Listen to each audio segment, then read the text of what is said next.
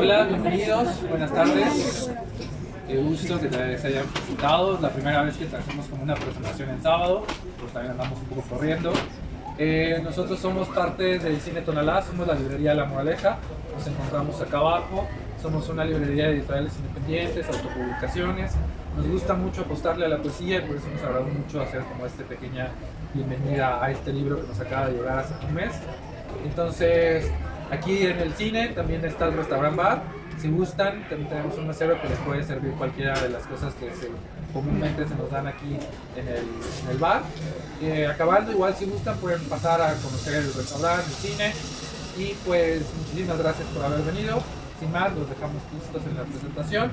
Los libros están acá atrás, está a la venta, cualquiera de los que hoy se van a presentar. Y si no, comúnmente también van a estar acá abajo en la librería por si no lo pueden adquirir, pueden regresar cualquier día. Y pues muchísimas gracias y bienvenidos. Muchas gracias.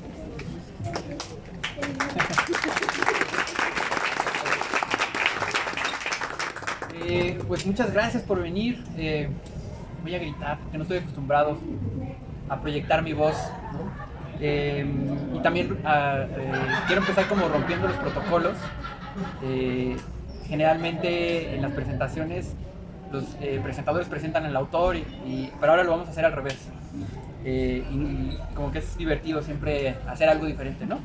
Entonces voy a presentar a Leonel Ali Zanotelli.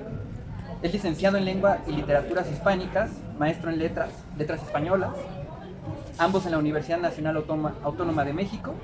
Actualmente imparte clases de literatura y comunicación en el Colegio de Bachilleres. Es creador del canal de YouTube Yo Leo y autor de un libro de minificciones recién publicado y titulado Cháchara Amor. Entonces le cedo la palabra y gracias por venir. Es un honor para mí que estés aquí. Muchas gracias. Bueno, no, al contrario, Javier, un honor es totalmente para mí. Pues bueno, buena tarde para todos. Muchísimas gracias por su presencia en esta presentación del poemario Defectos Nutritivos. Pero bueno, antes de hablarles un poco del poemario en sí, pues quiero agradecerle precisamente a nuestro anfitrión, a Javier, por haberme honrado a ser parte de esta presentación, misma que está siendo grabada para el que esté en su disposición, darle una oportunidad a mi canal, que justamente lo mencionaba Javier, que es #YoLeo. Se pueden justamente acercar en YouTube, que es un canal de divulgación de literatura y comunicación, pero principalmente cargado a la literatura. Pero en fin, hoy no estamos aquí para hablar de canales de YouTube, sino para hablar de Defectos Nutritivos. Un poemario en el que nuestro anfitrión, Javier Tinajero, a lo largo de 47 poemas, nos adentra en 4 estaciones: principio sin principio, arborescencias del corazón, estornudos simétricos y fisuras invisibles. Como lo pueden deducir o sentir, a partir de los nombres de estas 4 estaciones, los poemas son un constante oxímoron, un constante contraste, como lo es la vida misma. Muestra de ello son los poemarios que nos hablan de principios, pero también de finales. Poemas que nos hacen ver lo ciego que éramos. Poemas que nos hablan de la vida, pero también de la muerte. Otro elemento para destacar de este poemario es lo concerniente a la metaliteratura, o en este caso le podríamos llamar metapoesía o metalírica.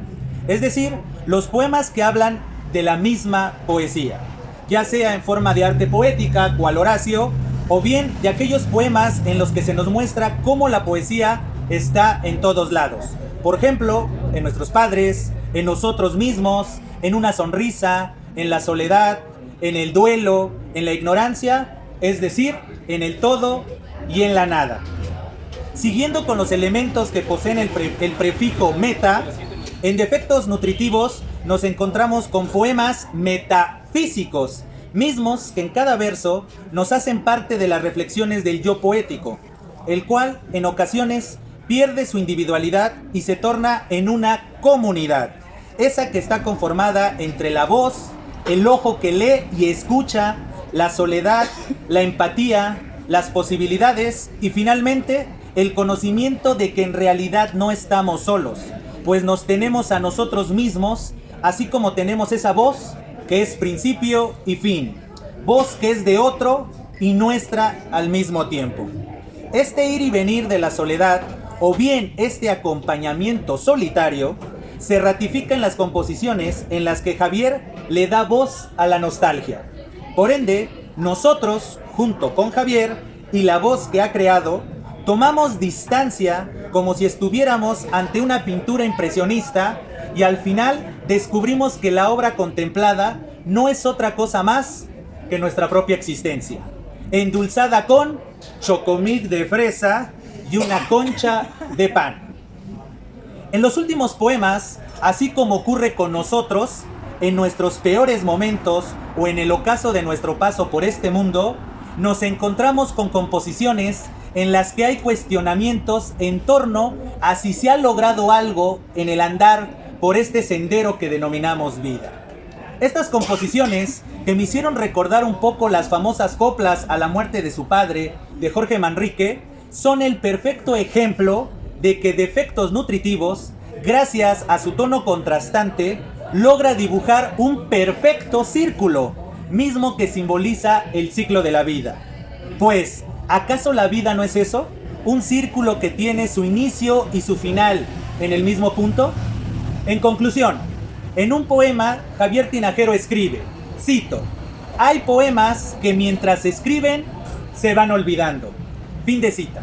Por lo tanto, les pido a todos los que están escuchando que no permitamos que los poemas que componen Defectos Nutritivos se olviden, pues no hay mayor muestra de trascendencia que los hechos llevados a cabo. En el caso de nuestro anfitrión, sus letras. En el caso de nosotros, la lectura de dichas letras.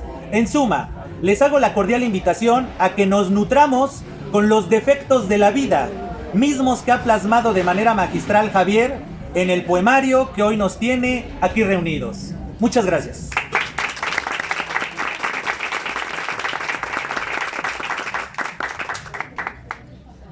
Y a continuación tenemos la presentación de Amélie Olais. Pero primero voy a leer una semblanza para quien no la conozca, si es que alguien no la conoce.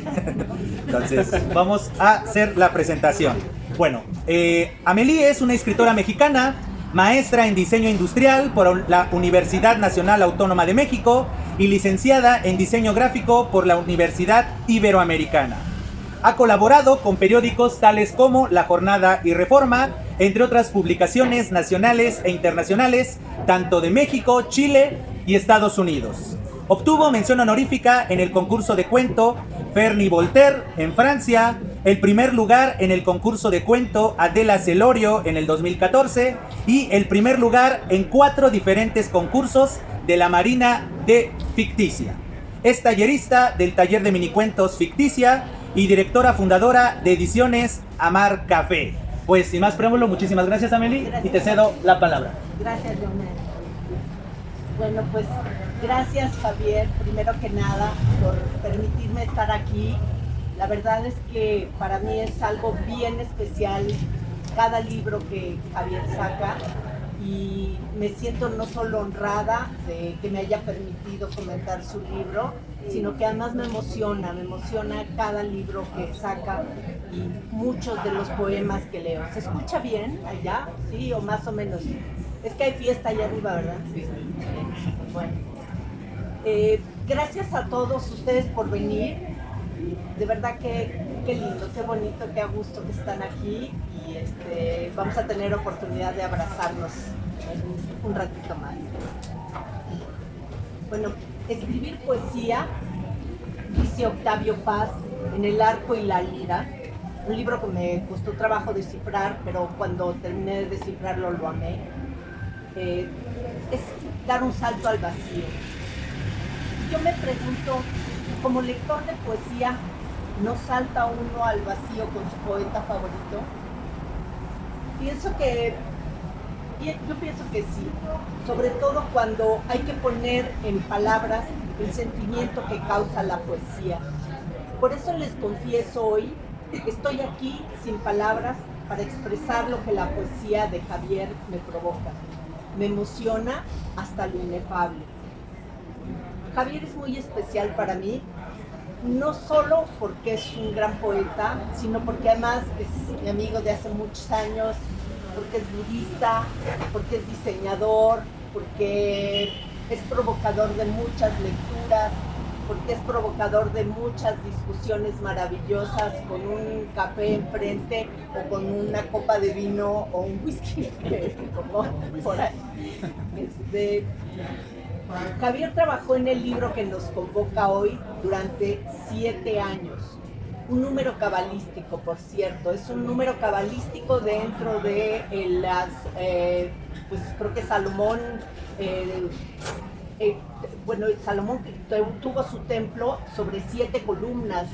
Mis amigas que están aquí, que son expertas en eso, sabrán algo de estos números. 7 días de la creación. Los 7 días de la semana, los 7 días de la creación, en fin, bueno, es un número cabalístico y además, ya me perdí, a ver,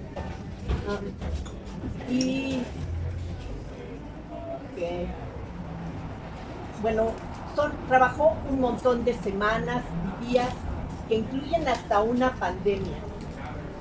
Qué absurdo nos abrazó sin preguntarnos, cuestiona Javier en el poema titulado Encierro.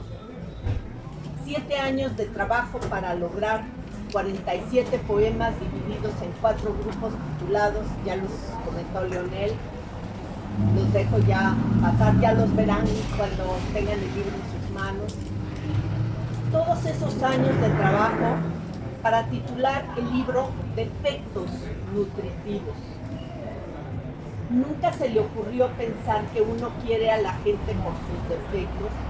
Pregunta el epígrafe de Bioy Casares al inicio del libro. Y a mí todo esto me dejó pensando mucho. De hecho, conversamos mucho al respecto. ¿Por qué elegiste este título, Javi? ¿Por qué de todos los 47 títulos disponibles, elegiste este? Bueno, casi creo que hablar de poesía es un poco difícil, ¿no? Sobre todo cuando se habla de la poesía de uno mismo. Y tengo un amigo que siempre hace refranes, ¿no? Y como estas frases como muy populares. Y él decía que el elogio propio en boca de uno mismo es vituperio, ¿no? Entonces, así siento cuando hablo yo de mis poemas, ¿no? Es como, ¿qué digo sobre lo que escribí, ¿no?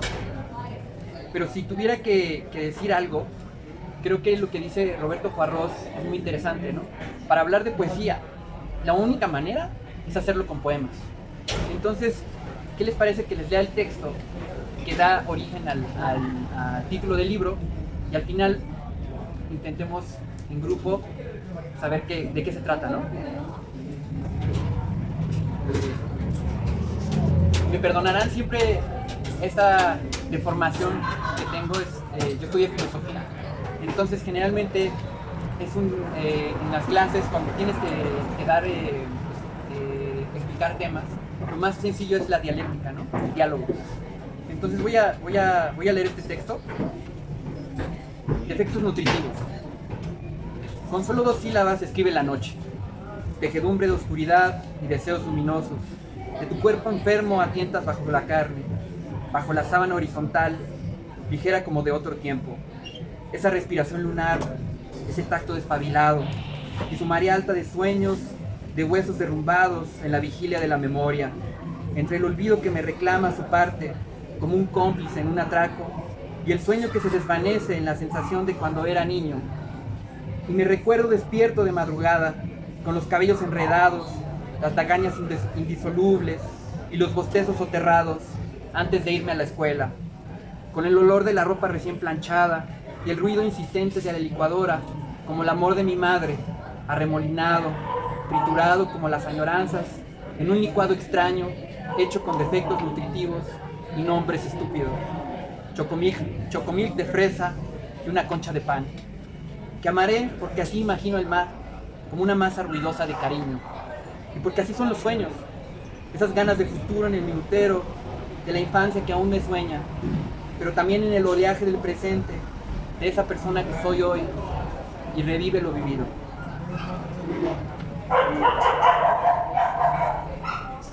Pues ese es el texto que le da el título al poemario. generalmente se dice que el título de un conjunto de poemas es el primer poema. Y yo tenía una crisis cuando escogí el título. Tenía la crisis de los 40. Y en esa crisis yo nunca pensé que me fuera a dar, porque me ha dado crisis de los 37, de los 38, de los 39. Y la crisis de los 40 llegó así de ¿qué he hecho en mi vida? ¿No? ¿Dónde estoy?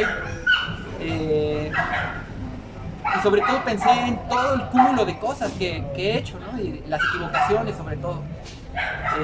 Pensé en los errores, ¿no? En todos los errores que uno no puede en ese momento saber que son errores, ¿no? Y pensé en eso y dije, esta clásica historia como de fantasía, si tuvieras una máquina del tiempo, ¿qué le dirías a aquella persona que eres tú, ¿no? A los 20, ¿no? Y yo me pensé, incluso lo escribí, y dije, no, pues yo me diría, ¿qué más podías hacer? ¿No? Estás aquí finalmente. Entonces a veces pensamos que esos errores o esas situaciones, si yo quitara cualquier evento de mi vida en el pasado, no estaría aquí, incluso no estaríamos juntos en ese momento. Todo está como entrelazado, ¿no? De cierta manera. Parece destino, pero no es destino. Parece casualidad, pero es causalidad. Y entonces si yo quitara, no sé, aquel error que en su momento pensé que fue estudiar filosofía, pues no hubiera escrito estos libros. Y pensé en eso, en la cualidad que tiene el defecto, de que a veces los defectos son los que más recordamos de las personas. Tal persona tiene la nariz grande, es enojón, es obstinado, es necio.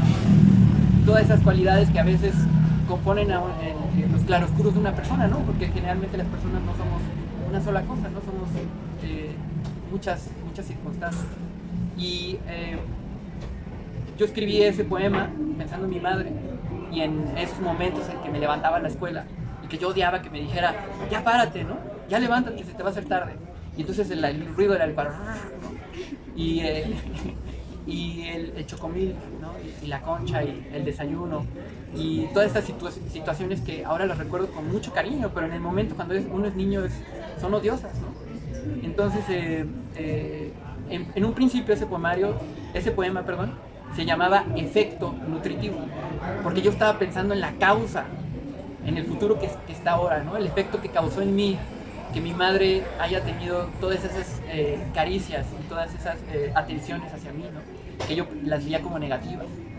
Y en ese momento dije, qué feo título, Efectos Nutritivos. Y de pronto, en el juego de palabras encontré la palabra defectos nutritivos. Y ahí dije, así se va a llamar el libro, y simplemente lo puse. Entonces, pues es el título. No sé si respondí la pregunta. Sí, para mí sí, no sé si alguien quiera preguntarle algo sobre los defectos nutritivos.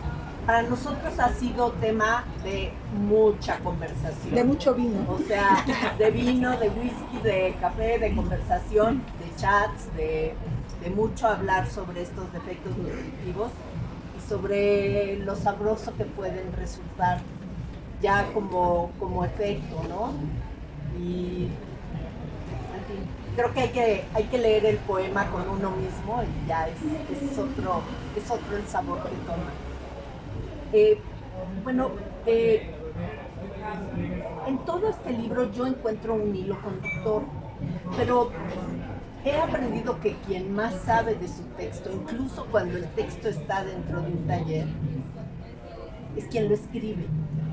Y aquí me viene a la memoria el poema que escribes que se llama Dos oros, dos palabras, y el final es exactamente las dos palabras que yo quiero usar. Entonces, me encantaría que lo leyeras, Javi. Es un poema muy breve y es precisamente lo que nos sucede y la valentía como para que llegue el momento y decir estas dos palabras. De verdad que son 2 oros el día que lo encuentres. 2 oros.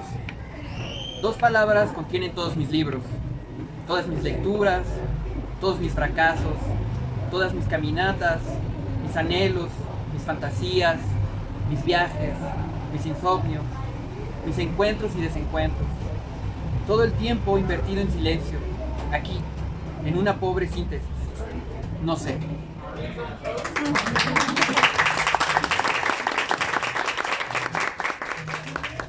Bueno, vamos a entrar en materia más, seguir entrando en materia. Cuando vi la segunda sección, Arborescencias del Corazón, esperé no sé qué, quizá algo cursi, algo sobre el amor. Javier sí va a dar permiso de entrar en todo este universo y a escribir poesía de amor, pero no.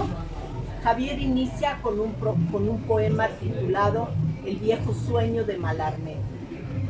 Debo confesar que le agradezco muchísimo que haya traído a Mallarmé y que haya traído nuevamente mi curiosidad por estos poetas malditos, porque los estudié en la preparatoria y de alguna manera me enamoré de muchos de sus poemas y bueno, me llevó a leer sobre ellos otra vez, ¿no? Entonces, estos poetas se llaman así porque Verlaine escribió un ensayo que se llamaba Los Poetas Malditos, y este grupo comprendía a 6, eran Verlaine, Rimbaud, Mallarmé, Baudelaire y algún otro,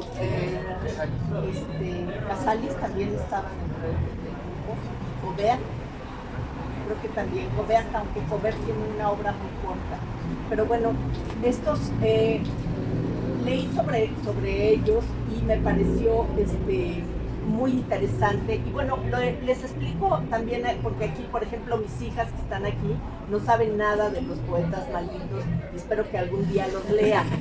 Pero estos poetas malditos se llaman así porque tenían un tipo de literatura que hablaba de lo tormentoso que era su vida y de lo incomprendidos que eran.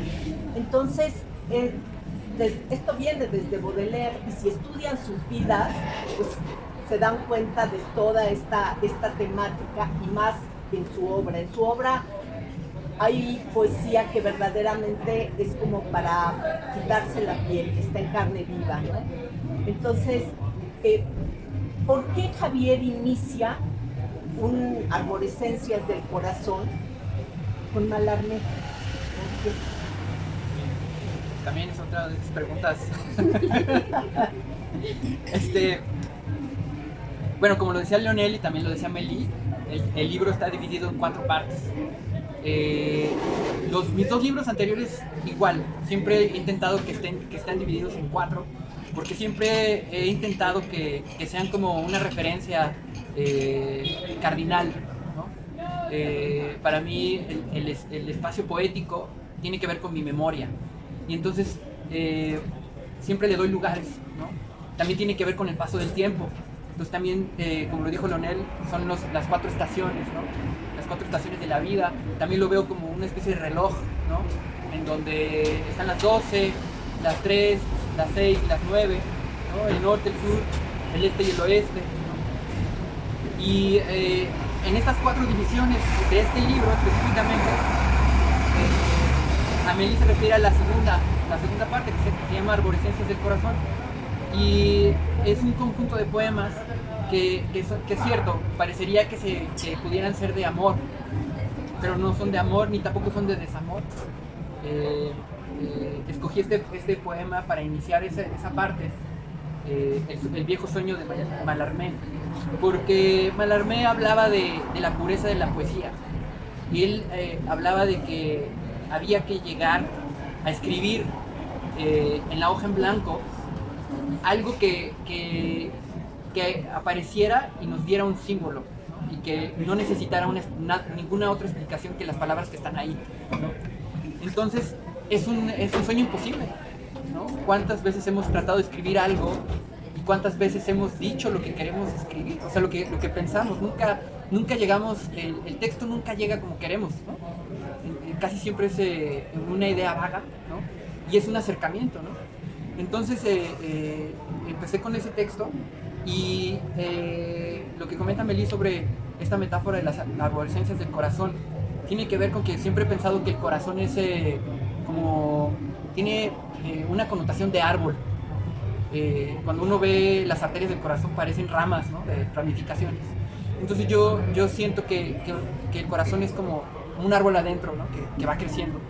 Y en este caso, en este texto, que creo que vale la pena escucharlo para que tengan ese contexto, se habla de eso, de cómo muchas veces lo que se escribe no llega, ¿no? Y que siempre uno se está tratando de acercar a lo que uno quiere decir.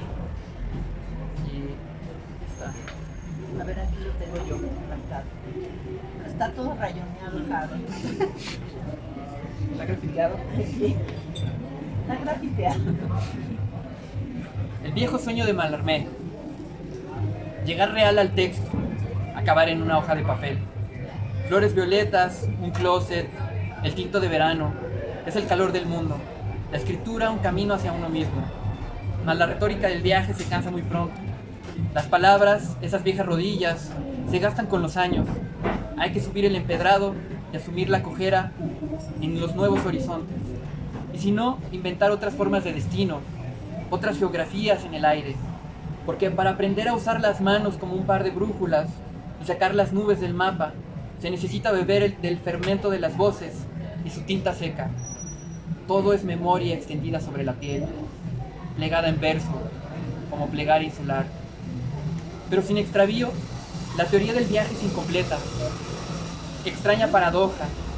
Sin la experiencia, la poesía sufre indigencia, pierde el fuego del sentido, su integridad de callejón. Por eso la importancia del arrebato, del trance, esa levadura de escribir camino a casa, en el metro, en un estornudo, con la tristeza encharcada, en total oscuridad. El poema, quinta esencia del sueño, presta otros ojos, así como la prosa, en contrapartida, capta el aroma del tiempo, elástico como la luz, o brillante como un pensamiento reflejándose en las aguas de un río de temperatura tibia. De ahí que los versos, esas selvas de la noche, se saturen de conversaciones, de otros aromas, de recuerdos y caricias de hojarasca en la espalda. Solo entonces el rumor del río dejará de ser el mismo. Lo que se escribe siempre es fracaso, un arroyo violento de amores trazados en el bochorno del despertar, otra vez solos.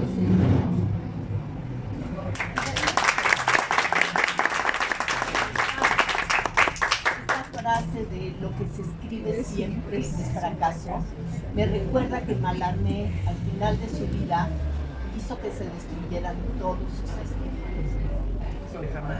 Sí, afortunadamente no se destruyeron, pero ¿tú qué opinas de eso, Javi?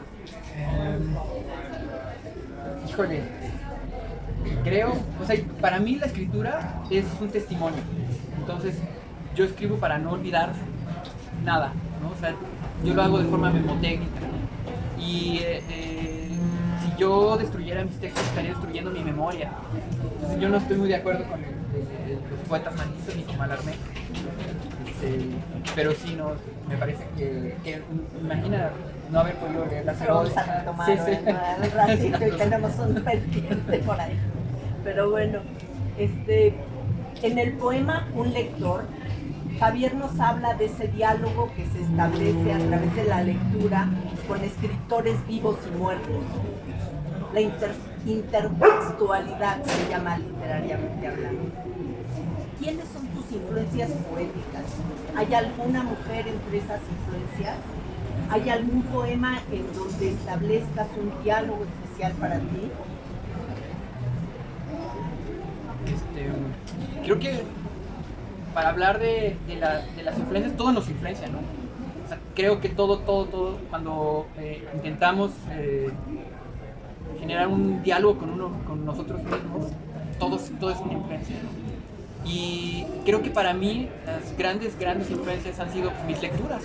Todo lo que he leído ha sido para mí algo que me ha tocado, incluso lo que no me gusta. Recuerdo que cuando estaba en el bachiller, yo estudié un bachillerato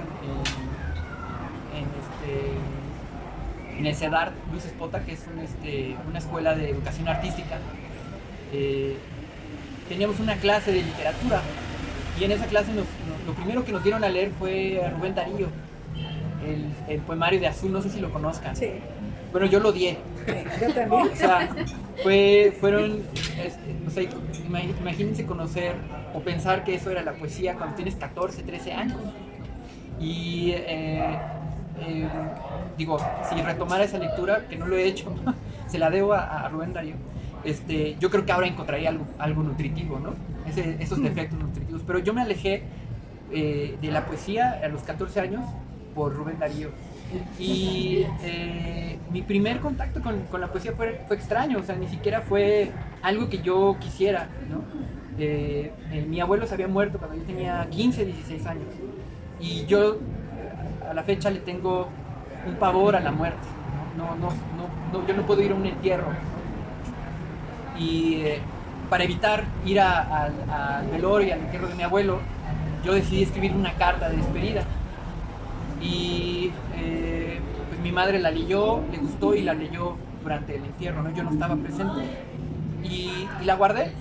Tiempo después, cuando estudié filosofía, una maestra nos pidió que trajéramos alguna carta, algo que hubiéramos escrito en la adolescencia para hablar de la epístola, ¿no? Y yo llevé esa. Y un amigo, que por cierto el texto que Malarmé se lo dediqué a este amigo que es Richie. Él me dijo, oye Javier, eso que escribiste no es una carta, es una elegía. Yo le dije que es una elegía. Me dice, es una poesía hacia los muertos. Y entonces ese fue mi primer poema. Yo no sabía que había escrito un poema. Él mismo me regaló un libro que para mí fue iniciático, que fue Altazor de Vicente Huidobro. Y ese libro fue como mi conexión con todo lo que es la poesía y los poetas. A partir de ahí yo entendí que las palabras decían más de lo que podían decir.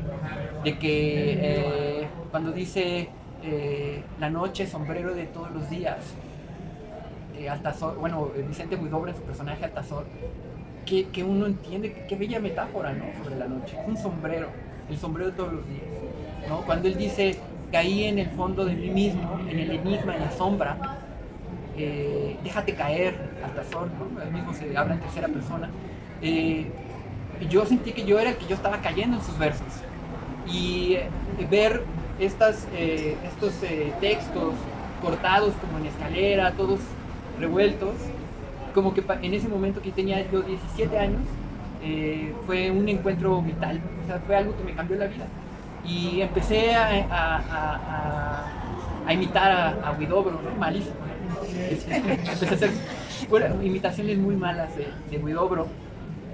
Después empecé a leer a Enrique Lin, como a todos los chilenos, ¿no? De la época. Empecé a leer a Enrique Lin, me topé con Jodorowsky, que estaba, por cierto que está el hijo por aquí abajo. Me topé con Jodorowsky, que también tenía esta beta poética, que había conocido a los poetas chilenos, a Enrique Lin y a Nicanor Parra. Los empecé a leer y fueron una gran influencia. Después, en esa misma época, yo era un lector apasionadísimo de los libros de Tolkien, El Señor de los Anillos. Y me la pasaba leyendo estos textos de caballeros, de princesas, de brujos, de hechiceros, ¿no? De dragones.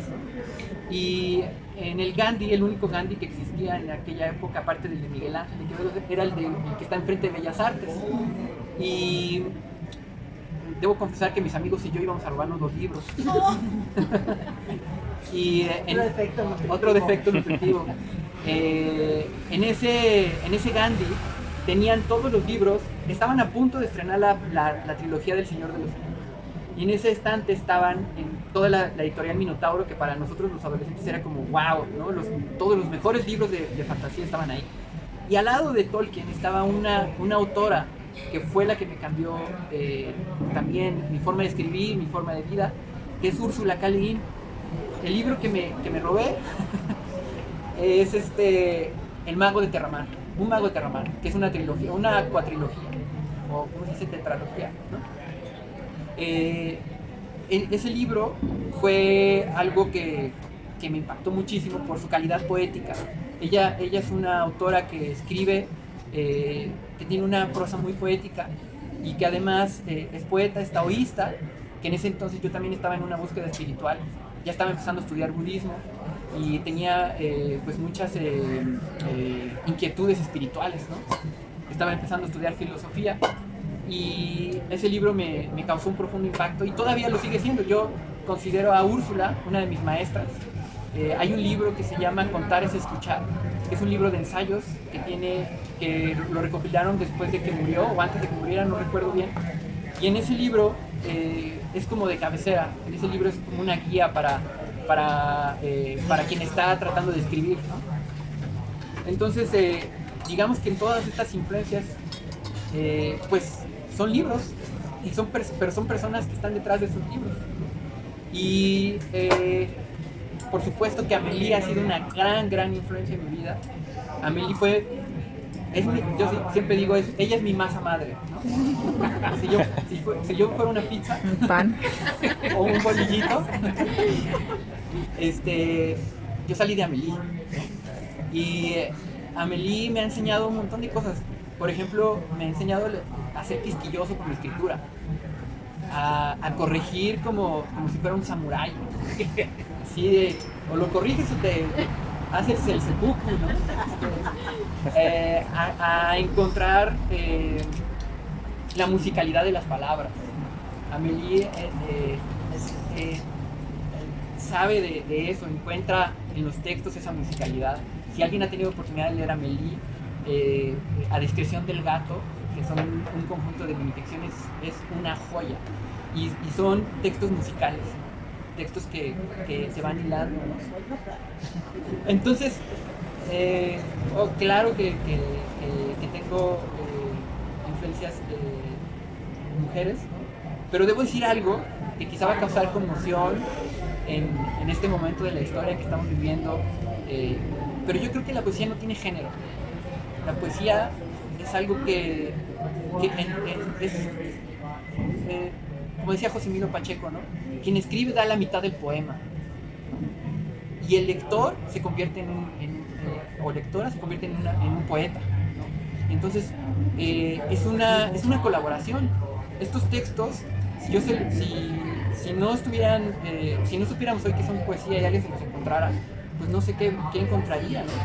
Pero en esta colaboración que Amélie hace, ella interpretó los textos, como estaba contando, ¿no? De cómo ciertos textos para ella es como si yo se los hubiera escrito a ella. Y eso es extraño porque sucede con muchos libros, ¿no? Generalmente cuando nos gusta un libro, un poema, es porque hizo eco en nosotros. Y dice Octavio Paz eso, ¿no? Que cuando uno encuentra algo en el poema, quiere decir que uno ya lo llevaba dentro. Aquello que uno encuentra es que ya está ahí, ¿no? Y Liliana Bodoc también decía algo parecido, decía que todo texto que sentimos como nuestro es sagrado.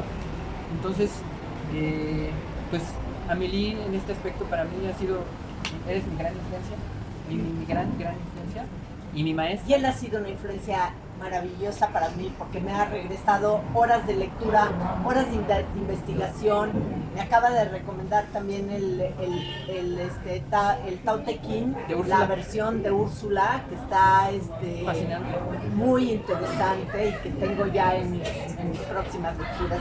Pero bueno, les quiero leer, ahorita que Javi mencionaba esto de que un poema se escribió y cuando el lector lo recibe y es entrañable, es que ya lo llevaba dentro. Y creo que sí, creo que yo llevaba este poema dentro.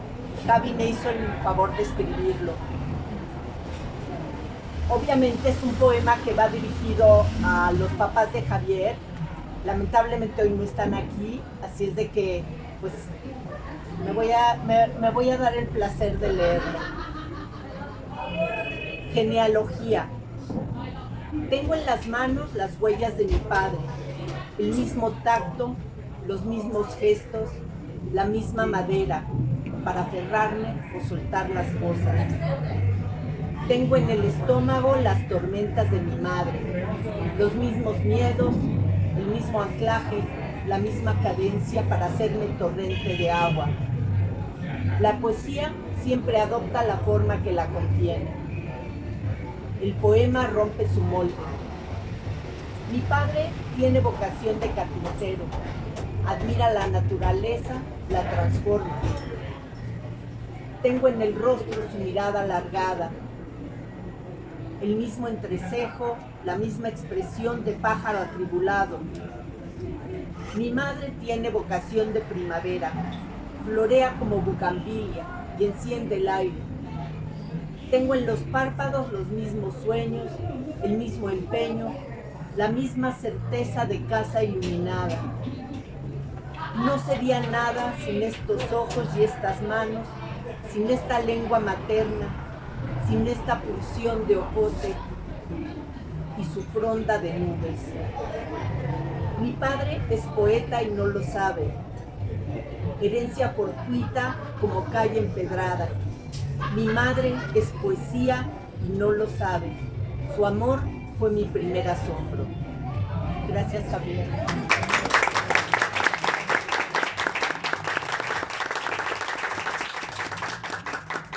Bueno, si hablando de, ¿cómo dicen? Clemente Jacques, hablando de uvas, musicalidad, o sea, oyeron la musicalidad de este poema. Bueno, en todo el poemario es una delicia la variedad de musicalidad que tiene. A ver, ahora si encuentro en qué parte me toca. Encuentro en el poemario ciertas imágenes que de una forma u otra son frecuentes entre las letras de Javier. Sé, porque lo vivo en carne propia, que los escritores tenemos obsesiones.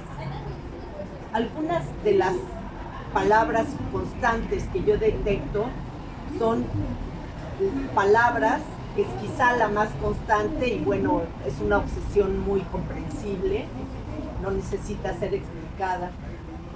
El instante, la soledad, el silencio, los ríos, muerte, tiempo, pájaros.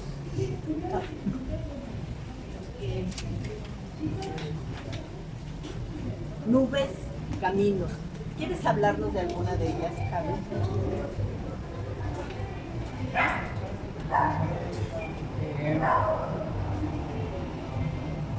Igual. Ahora sí que me puso una presa. Creo que todas, es extraño, Amélie escogió una serie de palabras que todas tienen relación, ¿no? El instante con los ríos, ¿no? Los ríos de Heráclito, la muerte con el tiempo,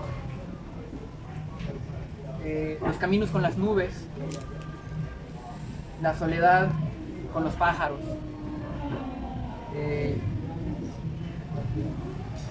No sé, creo que todas tienen que ver con el tiempo. Y desde siempre he estado, como dice Stephen Hawking, mi gran obsesión es el tiempo. Todo el tiempo llego dos tazas de café tarde a la vida, ¿no? Alguna vez escribí por ahí. Y creo que es el tema de toda la poesía. Todos los poemas, creo que cuando uno los lee, tocan no los míos, sino los poemas de otras personas o de otros poetas, tocan que es la parte mortal de la persona. Creo que la poesía tiene ese efecto en quien la lee, que de pronto uno se siente mortal, ¿no? Y que, o más bien se da cuenta que es mortal, porque no es que uno se sienta mortal, todos somos mortales. A veces dejamos de sentirnos. Sí. Pero es extraño y el tiempo en mis textos ha sido siempre como el leitmotiv, ¿no?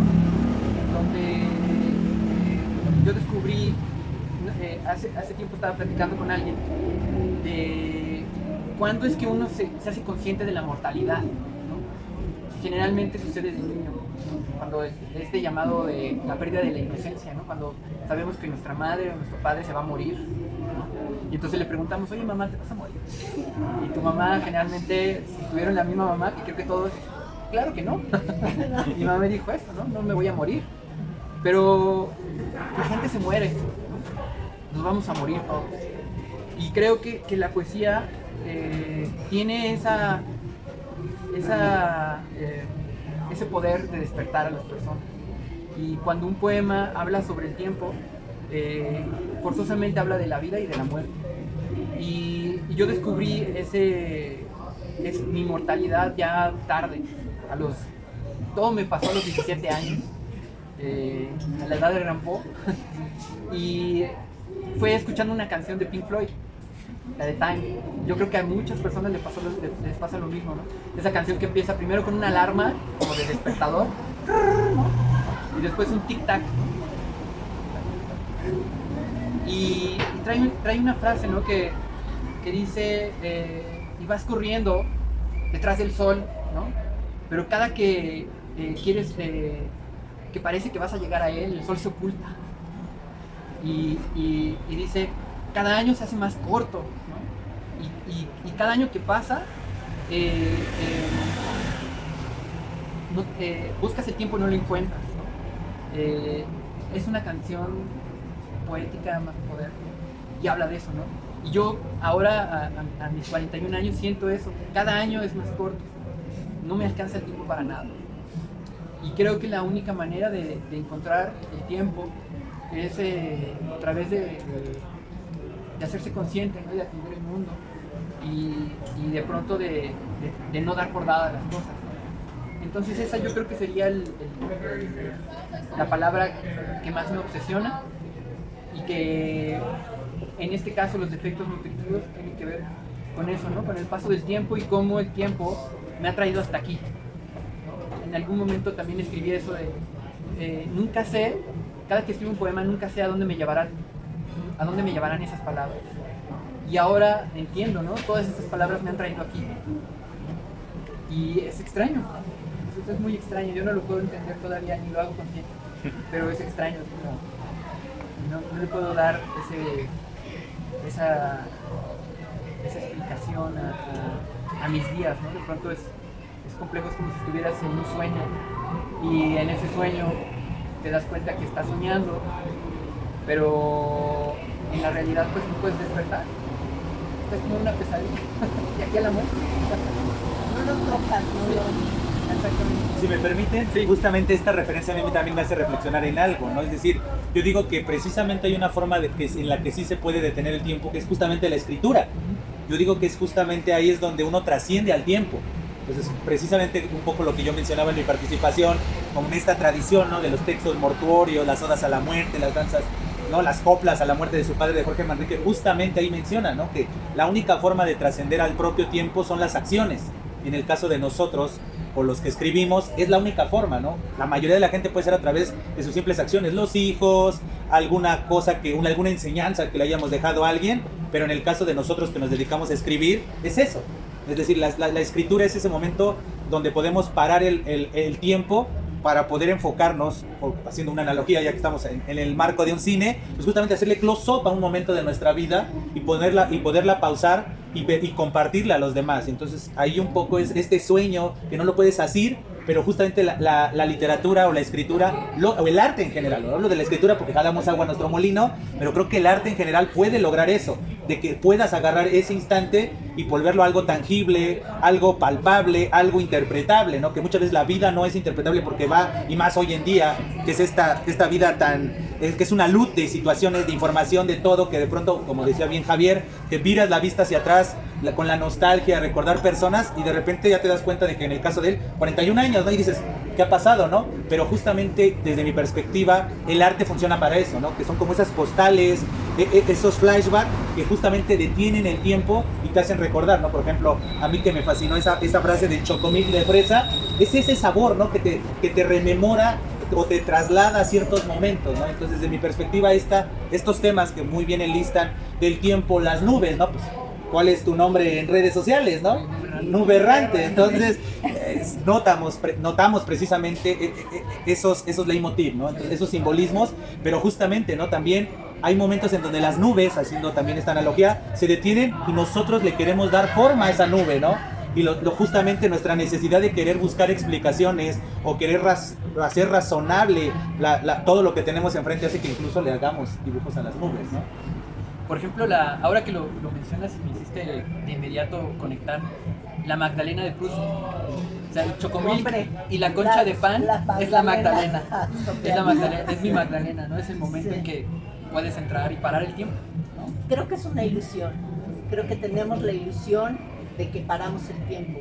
Y creo que se deja huella al fotografiar la nube, como bien dices, Leonel, al escribir, al pintar, pero creo que sigue siendo una ilusión. Es la ilusión, escribimos por el deseo y por la ilusión de parar el tiempo. Pero bueno, creo que es para pensarse, ¿no? Sí, sí, sí. O sea, no es, tampoco es es simplemente pues, pensar en... Eso es lo que me genera Javier siempre, estar pensando y buscando, rumiando un poco todas las ideas. Javi, cuando yo empecé a escribir se creía y se practicaba aquello de que la letra con sangre entra. Tal vez todavía haya quien piensa así. ¿A ti qué te estimula más? ¿La crítica lapidaria o el refuerzo positivo? Ay, está complicada. Bueno, yo siempre voy a preferir la crítica. Siempre.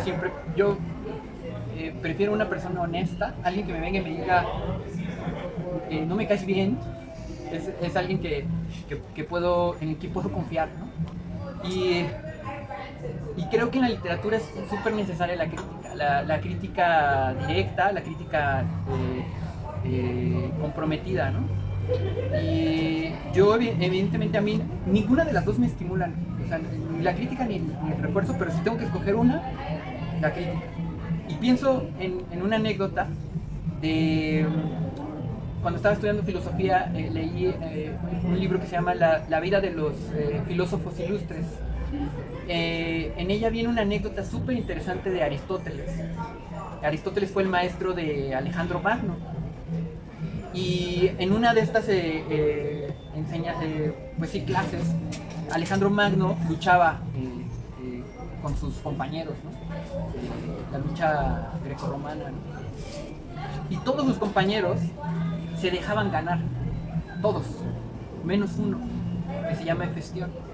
Entonces, Hefestión tiempo después, fue el lugarteniente de Alejandro Magno. Y es bien interesante esa historia. Bueno, aparte se dice que fue no solamente su lugarteniente, sino su amante.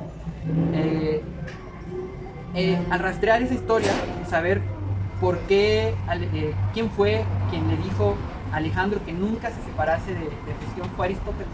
Y Aristóteles le dijo a Alejandro, nunca te separes de Hefestión, porque él es el único que no se deja ganar. Entonces es alguien con quien puedes confiar. Y yo creo que todos en la vida necesitamos una Hefestión, alguien que nos diga las cosas así derechito, así las llamadas netas. ¿Por qué? Porque si no, pues la adulación, ¿cómo lo pusiste? El refuerzo positivo, pues no sirve de nada, ¿no? O sea, y sobre todo cuando uno está escribiendo, ¿no? Entonces sí, creo que la crítica lapidaria.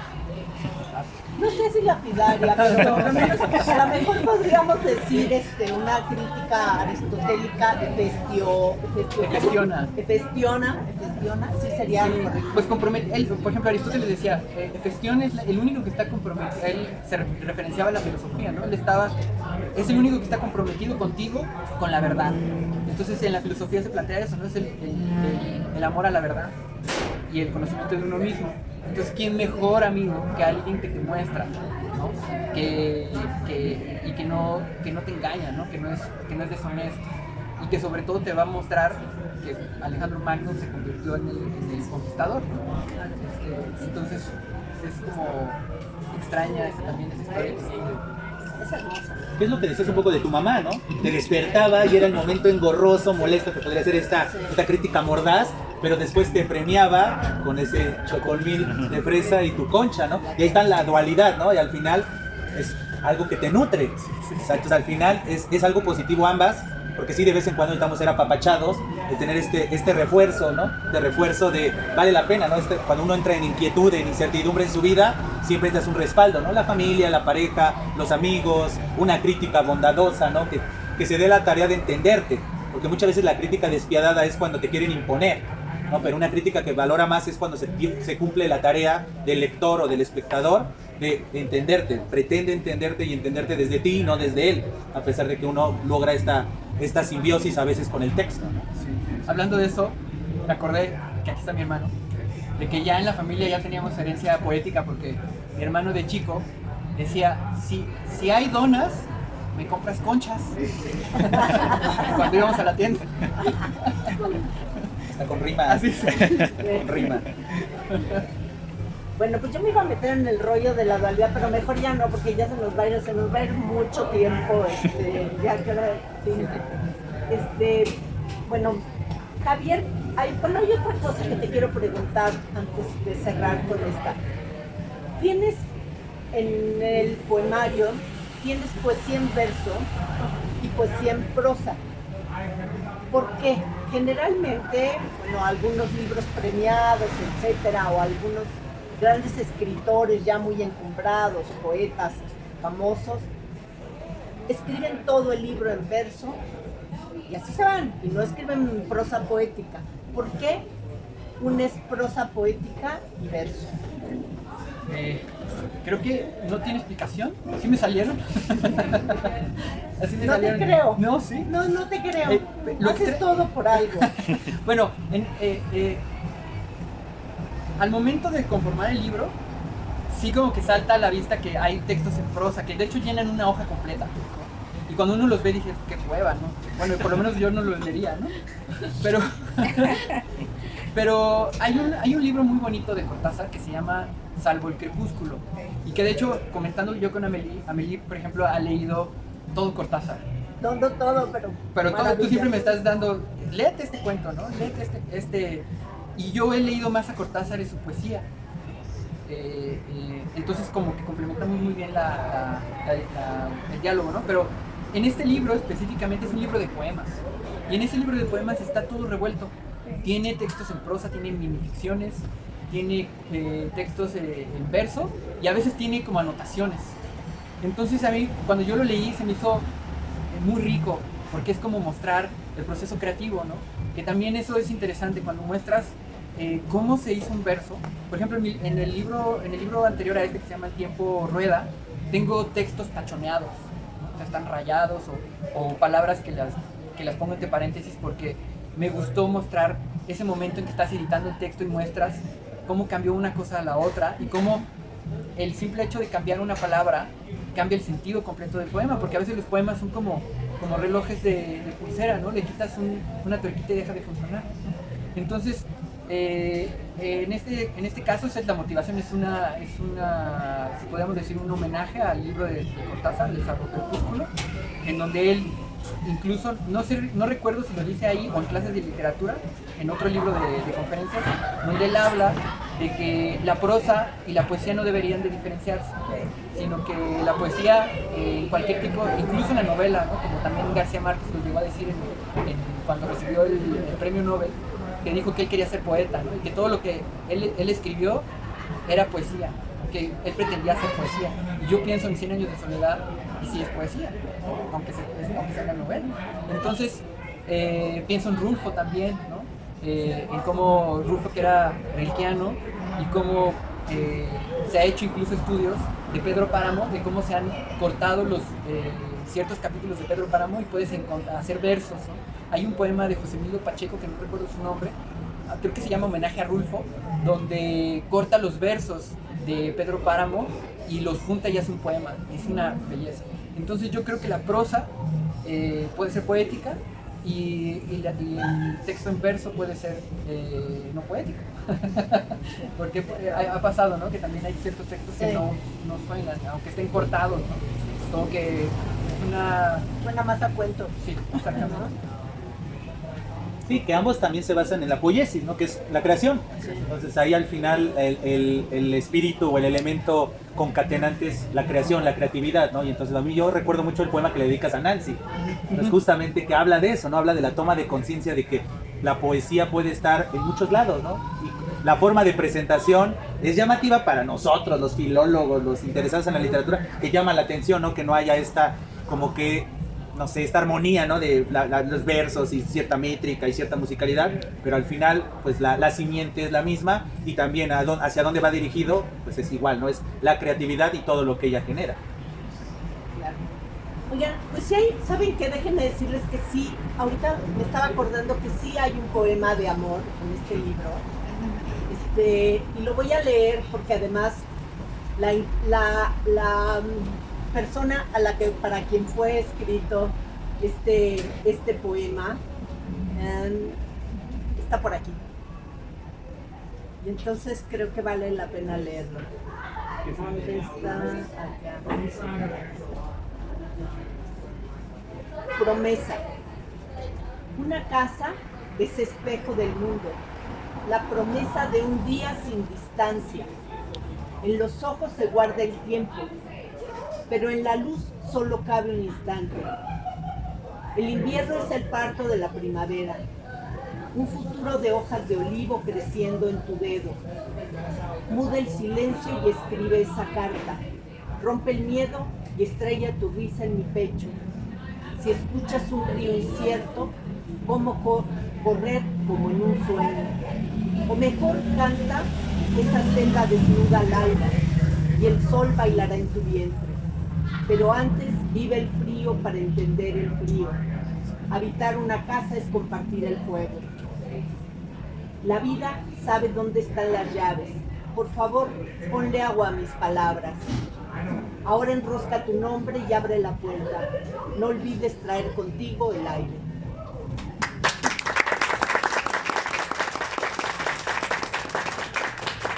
Está lleno de subrayados, o sea, podría yo estarme aquí, está lleno de versos, de partes subrayadas, de frases, pero bueno, no nos podemos estar aquí mucho más tiempo, ¿verdad? Entonces voy a tratar de ir cerrando un poco. Javier cierra el libro con arte oriental. Kintsugi se titula el poema. Seguramente muchos de ustedes saben de esta técnica milenaria.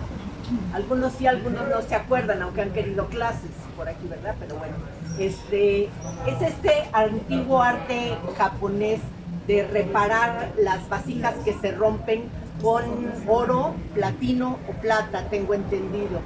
Y el reparar el objeto lo hace mucho más valioso porque habla de su estancia en el mundo, de sus defectos nutritivos, ¿no? Y bueno, los mexicanos no nos quedamos muy atrás. En el Museo de Antropología hay un Platón que si tienen oportunidad de preguntar por él y verlo, es un Platón bellísimo que está, aquí nuestro amigo historiador Miguel a lo mejor lo ha visto por ahí, pero es un Platón creo que de origen prehispánico, que está pegado y está de alguna manera cosido, o sea, es una maravilla porque se ve que el objeto era de gran valía y que quisieron seguirlo teniendo y seguirle dando ese valor. Entonces, bueno, este texto que escribe Javier habla de este arte japonés. Pues me gustaría que nos leyeras este libro, porque de alguna manera este kintsugi, que es un defecto nutritivo, es una forma también de cerrar tu libro como serpiente que muerde la cola, ¿no? Entonces, todavía tengo otra pregunta, pero esa no es ya tengo una última ahí, ya fue mucho. No sabemos cómo se pronuncia japonés. Tendría que Kintsugi, ¿no? Kintsugi, ¿no? Vamos a decirlo en castellano. Kintsugi. El tiempo pone a prueba las decisiones. Se quiebra lo que habíamos creído firme. Se rompe lo que pensábamos indestructible. Se arruina lo construido con pretensiones perfección.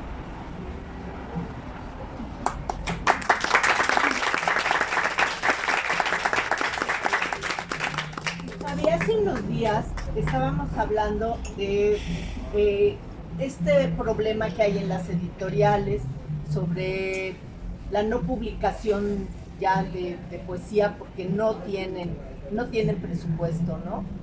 Y yo te quería preguntar más bien te quiero preguntar, si a pesar de eso tú quieres seguir escribiendo poesía. Bueno, es que no, como que es una confusión y es algo que lo he tratado como de enseñar incluso en mis talleres, que no se escribe para publicar. O sea, cuando uno está tratando de escribir para la publicación, el texto ya está comprometido, ya tiene un destinatario que es el dinero, ¿no? Y yo creo que la escritura tiene que ser hacia adentro siempre, ¿no? Tiene que ser primero una atención hacia el mundo, ¿no? Y un conocimiento hacia uno mismo. Entonces yo creo que todo lo que uno escribe, bueno, en mi caso, es cuando lo vierto en el papel es porque he encontrado algo.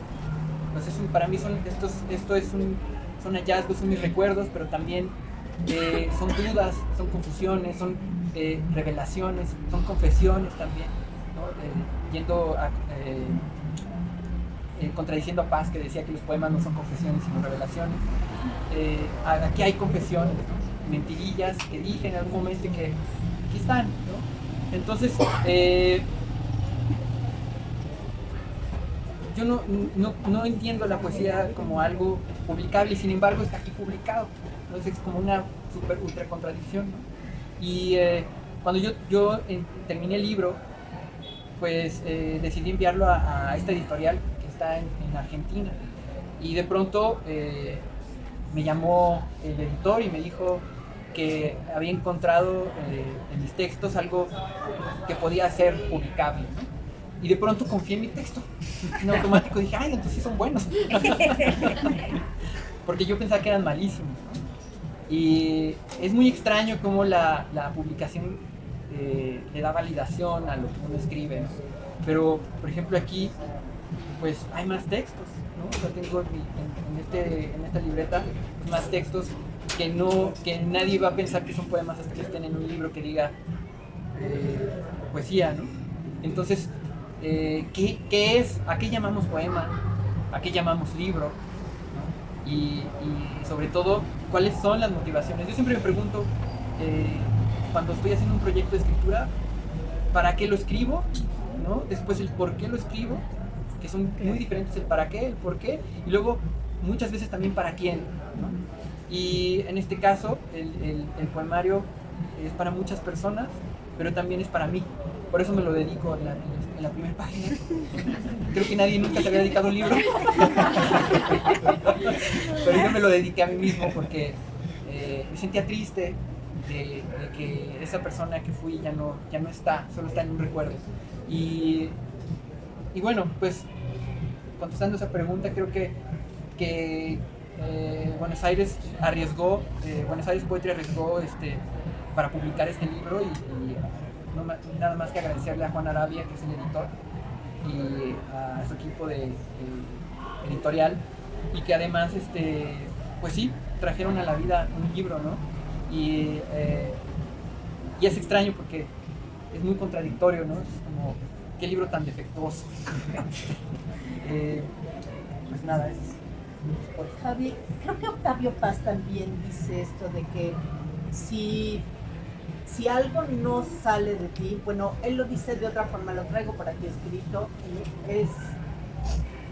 dice,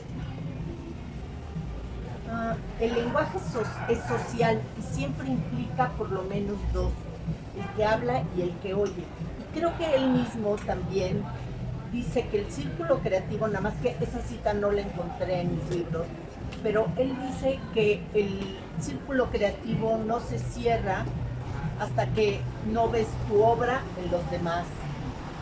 ¿Sí es Paz? Sí. Bueno, ¿qué opinas de eso? Porque tenemos tú y yo pendiente un asunto lo que pasa es que Javier está escribiendo ahora novela. Y en la novela que está escribiendo tiene como propósito, como ya escribió la primera versión, su propósito es destruir completamente esta primera versión y empezar, o sea, y tirar el archivo a la basura, literalmente a la basura, y empezar de nuevo la versión. Yo no sé si Nahui ya nos hizo favor de leer la novela, pero yo quiero que me la mande antes de tirarla a la basura, porque sé de 1000 historias que han sucedido, de gente que ha perdido las novelas porque se quedaron en el taxi, porque 1000 cosas. Entonces, yo estoy de acuerdo en que sí tiene que haber, aunque sea 3 personas, aunque le lea a mi hija y mi hija se esté durmiendo, o lo vea con cara de interés, o lo vea con cara de mamá ya otra vez, pero tengo que ver lo que estoy escribiendo reflejado en la cara de alguien más, en el pensamiento de alguien más, en su conciencia. Sí. Pues yo creo que, creo que publicar, o sea, si lo buscamos en el diccionario, es el significado debe ser justo darlo al público, ¿no? Entonces, creo que basándonos un poquito, por ejemplo, estoy pensando en los beats, ¿no? En el poema de Aullido, no sé si lo han leído o lo han escuchado. Ese poema se publicó por primera vez en un bar. Se levantó Ginsberg y lo empezó a leer en voz alta. Y después se hizo libro. Ferlinghetti lo hace libro y después lo prohíben. Y después se van a juicio por el libro, ¿no? Entonces, como el papel en ese aspecto tuvo un impacto mucho más fuerte como para irse a juicio, pues, primero decir que era indecente y después prohibirlo y luego irse a juicio. Pero cuando solamente Ginsberg lo leyó en público, No pasó nada. no pasó nada, o pasó algo. Entonces, ¿qué es, no? ¿Qué es publicar finalmente? Y creo que Paz en ese aspecto tiene razón. Creo que, de hecho Paz también decía eso, ¿no? Escribo para dialogar con el mundo y conmigo mismo. Entonces yo creo que la labor de la escritura es siempre un intercambio, ¿no? Entonces, pues sí, aunque voy a destruir esa novela. No, Nahui, por favor, que me mande el archivo antes de... Ok, bueno, nada más les voy a leer, quería leerles un poema más, pero se los voy a dejar a ustedes para que ustedes lo lean, porque es el primero que me parece delicioso, pero les voy a leer otro un poco más breve, que se llama Renacimiento. La próxima vez no olvides traer contigo la tristeza, por si llueve, ni esas largas tardes bien envueltas en los brazos, o un juego de sábanas para no soñar el frío. La próxima vez no olvides traer contigo los chistes, por si duele, ni esos besos fugaces bien escritos en los labios, o ese piel sacacorchos para beber la noche. La próxima vez, recuérdame traer a la vida estos versos, por si otra vez la despedida nos deshace.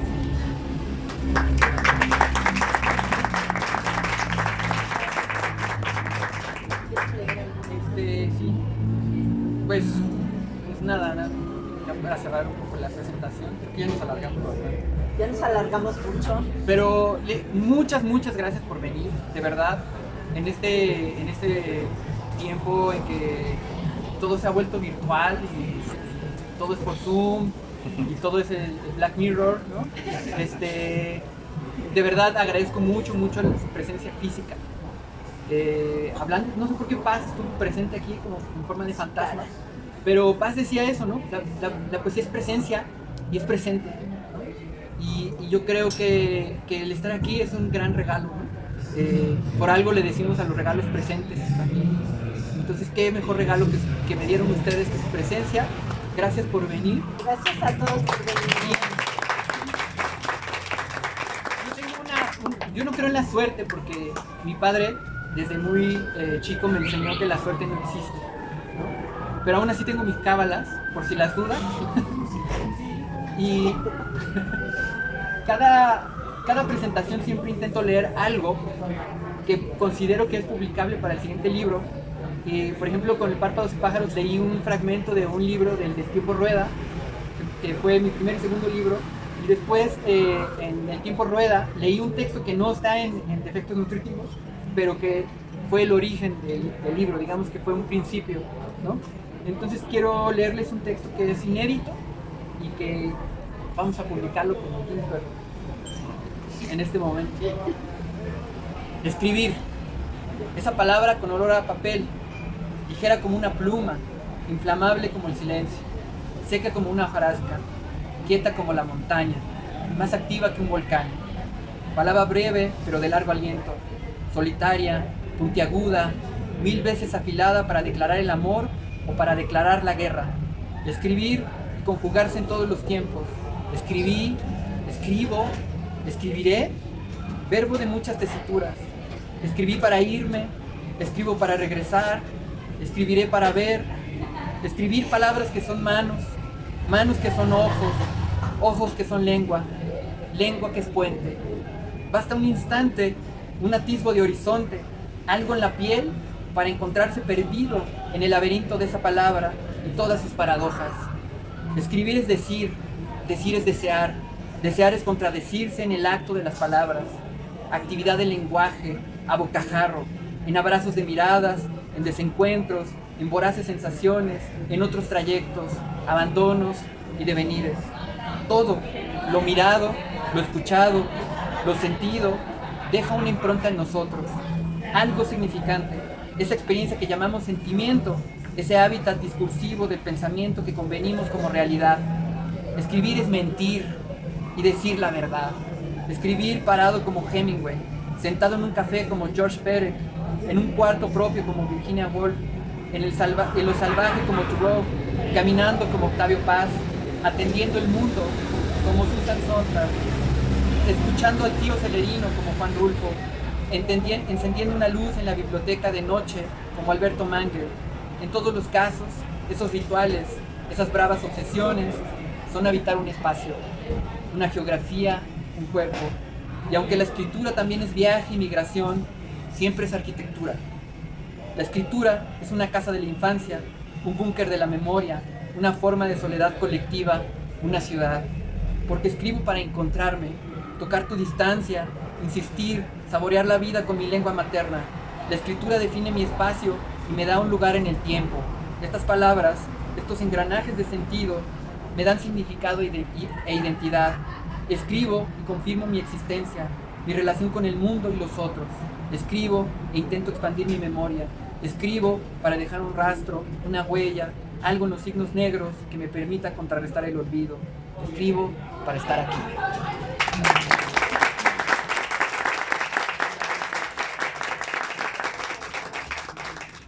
Pues cómprenlo, vale la pena. Se la van a pasar muy bien leyendo a Javier. Totalmente de acuerdo. Y aquí lo tienen, para que le pregunten, para que les firme su ejemplar, para que se tomen la foto. Sí. Bueno, pues igual si gustan, todavía nos quedan unos minutitos, podrían hacer alguna pregunta con toda confianza.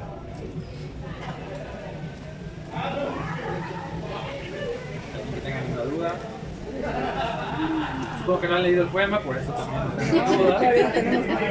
Allá por allá. Bueno, yo concuerdo mucho contigo en el sentido de que efectivamente la poesía es mucho presencia. Precisamente ahí, por ahí un poco la pregunta, ¿no? O sea, ¿en qué medida tú estás presente? ¿En qué medida tú te desapareces? Es decir, cuando uno escribe a veces utiliza como muchas estrategias, ¿no? Esas estrategias en el sentido de que a veces uno escribe porque realmente quiere verse plasmado, o porque necesita como distanciarse, o porque necesita desvanecerse, ¿no? O sea, creo que hay diferentes maneras en las cuales uno aprende con las palabras. Entonces, yo sí quisiera un poco saber, o sea, tú, a partir como de qué, o ni siquiera está eso contemplado, ¿no? Claro. Pero sí cuando tú estás allí, ¿cuál es tu relación cuando estás allí?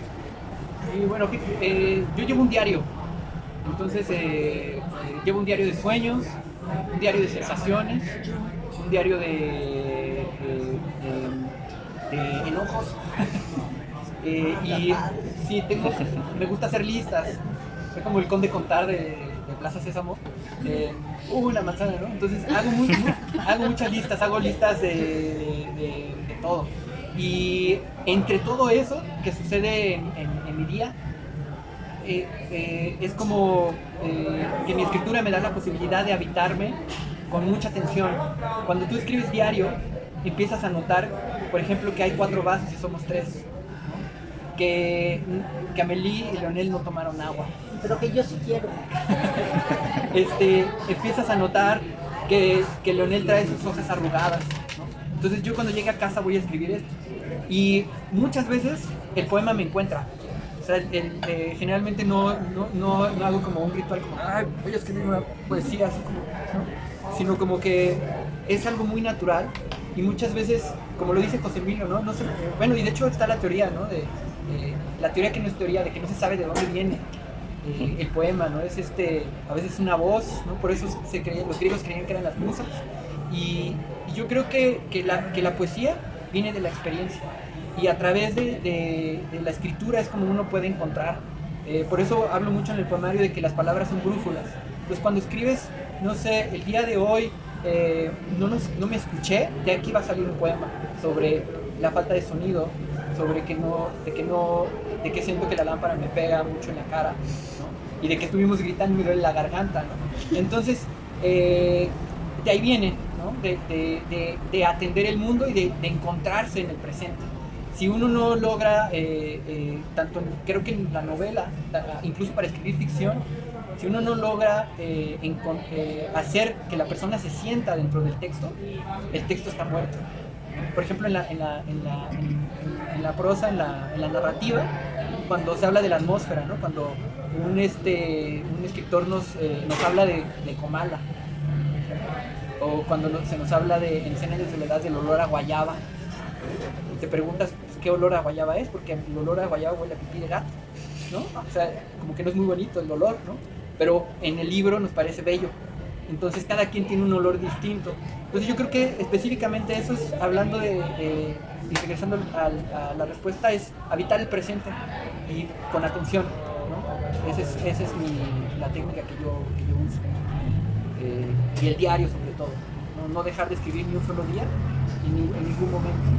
Aunque sucedan cosas que no tienen ningún sentido, de pronto algo de lo que está aquí puede servir para por lo menos acordarse de la lista del súper o del teléfono de alguien, ¿no? Que también eso sucede, ¿no? Ahora ya se anota todo en el teléfono y no sé si les ha pasado, pero antes cuando tenías que ponerle crédito a los celulares, ibas al Oxxo y decías, oye, me pone 20 pesos y tenías que decir tu número y es así como de carajo, no me lo sé, ¿no? O sea, porque hemos perdido incluso esa habilidad para aprender cosas tan sencillas porque ya no escribimos, ¿no? Y ahora que está sucediendo toda esta vorágine digital, ¿no? Que nos está robando de cierta manera ese contacto con la escritura y ese contacto con las personas, yo sí veo como muy importante regresar a la mano, ¿no? A la pluma y a la tinta, ¿no? A oler el papel, a sentir el dorso de la mano, a agarrar la pluma y que te queda dolorido el dedo, ¿no?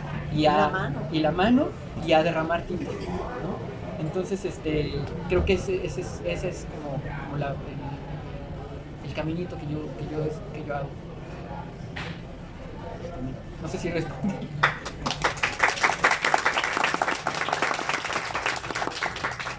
¿Alguna otra pregunta? ¿Algún comentario?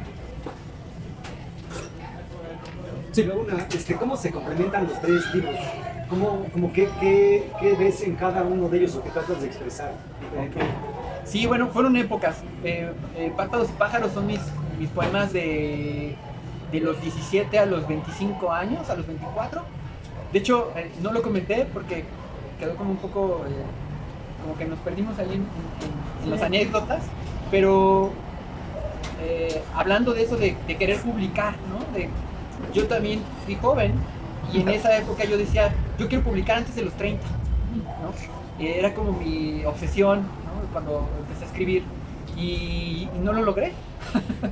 Yo publiqué a los 32, ¿no? Entonces, esos poemas, los primeros poemas son de juventud, se llama Párpados y pájaros, es el primer libro, y son poemas de sueños o sueños de poemas. Y el leitmotiv de este poemario es cómo despertar en un sueño, o si la vida es un sueño. Un poquito como hablando de lo que dice Sor Juana, tiene que ver con esa parte también muy budista de que en el budismo se plantea que estamos dormidos y que la iluminación es despertar del sueño de la vida. Entonces ese es el leitmotiv. El segundo, que ya lo había referenciado, que se llama Tiempo Rueda, habla sobre el paso del tiempo, pero específicamente de cómo transcurre el tiempo, de cómo transcurre en nosotros, de cómo no nos damos cuenta de muchas veces, por ejemplo, hablando del diario, de lo que estábamos diciendo, el diario, por ejemplo, a mí me ha ayudado a saber que ese es el septiembre más cálido que yo he vivido en mi vida, por ejemplo, ¿no? Y que dices, bueno, ¿por qué hace tanto calor? ¿No? Entonces puedes notar el paso del tiempo. Y bueno, en ese libro hablo de la transitoriedad, ¿no?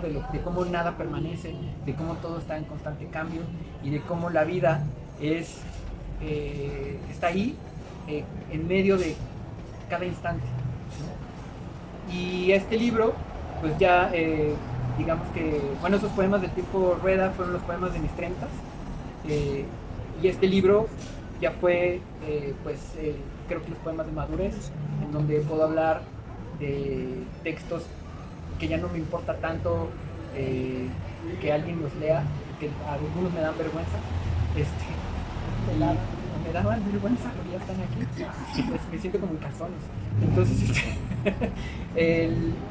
ya son textos que hablan como en una conjunción de que la poesía es un miralejos hacia el pasado, y que uno también puede revisitar la vida, y que el recuerdo que yo tengo en este momento ya lo dejé por escrito, porque es mi recuerdo a los 40. Yo no sé cómo me voy a recordar si es que vivo a los 60, ni sé cómo voy a recordar esto. De hecho hay una anécdota de Borges que decía que cada que uno recuerda algo, desgasta el recuerdo. Entonces esta idea de que uno recrea los recuerdos y los va rehaciendo cada que uno los recuerda. No sé si te ha pasado en reuniones familiares que alguien cuenta una anécdota y cada quien lo recuerda de forma distinta, y después lo vuelves a contar y resulta que la persona que lo está contando ahora es el protagonista, cuando tú eras el protagonista, ¿no? Entonces cada quien, como que los recuerdos tienen esa noción, ¿no? Como muy de ficcional, ¿no? La memoria, por eso dice José Emilio, ¿cómo dice? No confíes tanto en la memoria, ¿no? Quizá aquella tarde de aquel día nunca existió.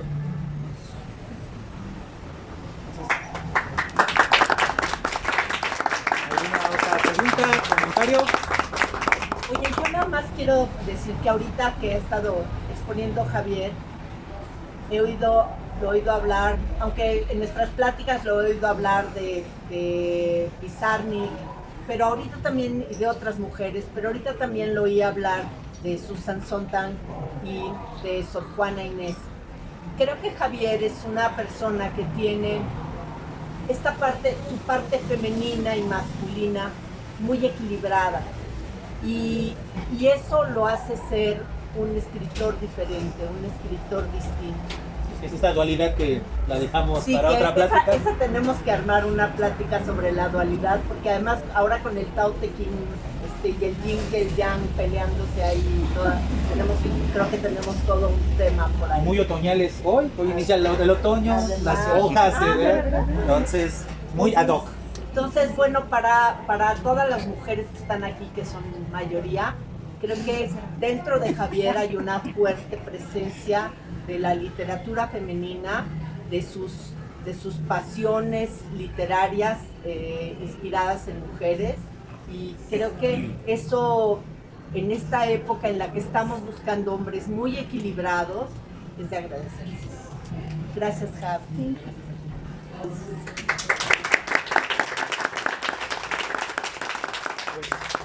¿Hay algún otro comentario o pregunta?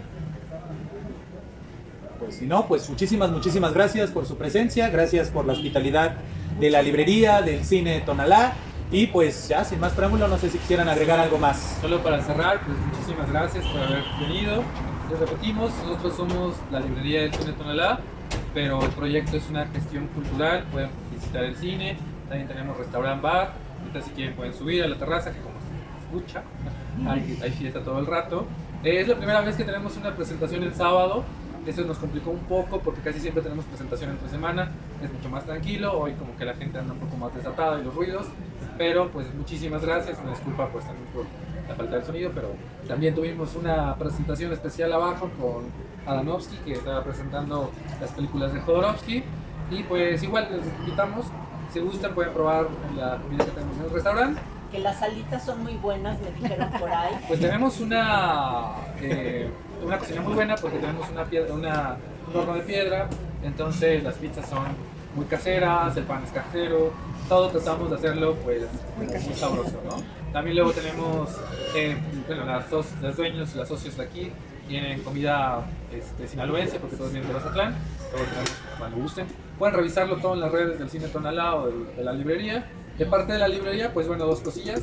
Tenemos en Tautechín, en la edición de Ursula K. Le Guin, editado en Duomo.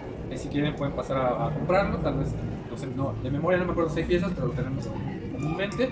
Y lo otro que justo en la librería, somos una librería típica porque buscamos siempre darle difusión a editoriales independientes, a autopublicaciones, a ampliar los textos que se pueden leer.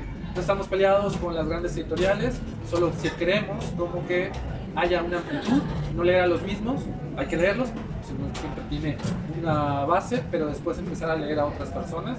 Y dentro de eso, somos la única librería que nuestra única sección es poesía, la tenemos bajo ahí un pequeño letrero que dice, de Guillermo Bodey, que dice la poesía no se vende porque la poesía no se vende. O sea, la poesía es poesía y no tiene la intención de ser comercialmente un éxito. Lo puede ser porque al final hay poetas como Pizarnik y algunos otros que logran ser un gran éxito, pero lo importante en la poesía es justo ese aferrarse, ¿no?, a hacer las cosas, ¿no? Y por eso es la única sección que tenemos, a diferencia de otras editoriales o librerías muy grandes que no tienen sección de poesía. Tú vas a veces a alguna librería grande y no tienen poesía y es así como ¿cómo? Los meten todos en literatura latinoamericana, literatura universal, y acá nosotros dijimos no, la única sección que tenemos es poesía. Entonces si quieren visitarla, estamos abiertos de martes a domingo, compartimos los horarios del cine, abrimos antes de la primera función que es a las 3, cerramos después de la última, que es a las 9, y pues igual, muchísimas gracias y cualquier cosa por acá estamos. Gracias. Pues muchísimas gracias. Los niños están allá con la Wii, entonces pueden pasar a que los compren y acá se los pueden firmar. Muchísimas gracias. Hasta siempre. Gracias. Gracias, Leonardo.